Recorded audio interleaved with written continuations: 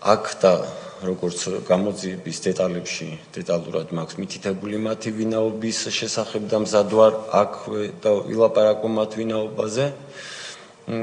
ეს პირები ჯგუფურად და ცალ-ცალკე საღამოს 22 საათიდან დილის 4 საათამდე ჯვარის პოლიციის განყოფილებაში მოითხოვდნენ ერთადერთ ამ ტერორისტულ აქტში ადამიანების დადანაშაულებაში დახმარებას, რასაც მაიძულებდნენ ცემით, ადგილი ჰქონდა დახვრეტის იმიტაციას,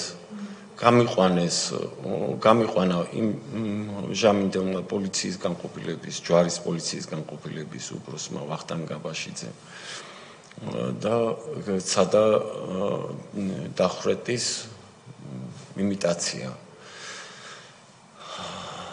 გამიყვანა დასახვრეტად. შემდგომ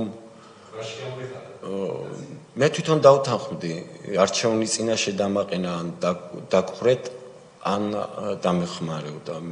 მე პირადად ავირჩიე რომ დავხვრიტე და მან გამიყვანა კიდევაც ამ მიზნით, მაგრამ როგორაც ჩატარებული საგამოძიებო ექსპერტიზის დროს მე თვითონაც მივხვდი რომ მას პირადად მან დამარტყა ვერ ვიტყვი იარაღის კონდახი რომელთაც დახვრეტით მემუქრებოდა თუ მუჭი, მაგრამ მე ამოვჭდი მიწაზე უგონო მდგომარეობაში და საბედნიეროდ არ დახვრეტილი. მის შემდგომ ის დამემუქრა რომ ეხლა ზუგდიდიდან მოვიდოდნენ პირები რომლებსაც ვერ გადაურჩებოდი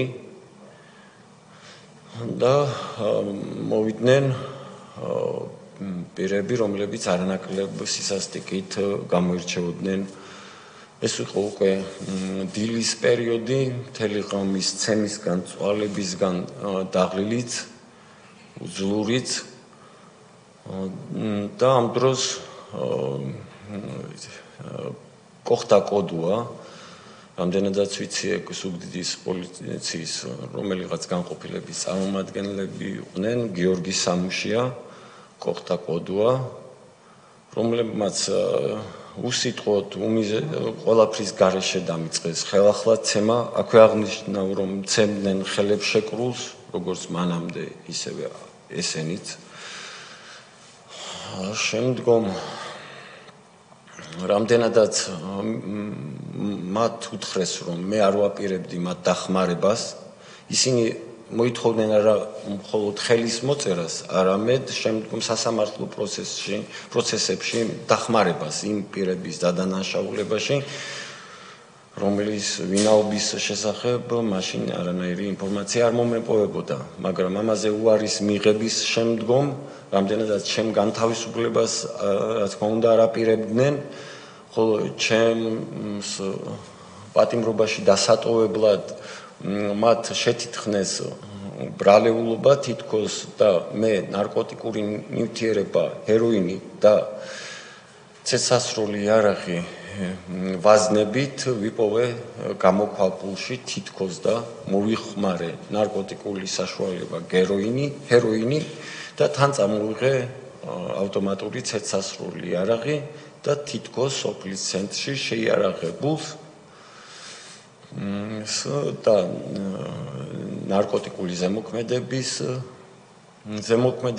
ქვეშ მყოფი დამაკავეს სოფლის ცენტრში.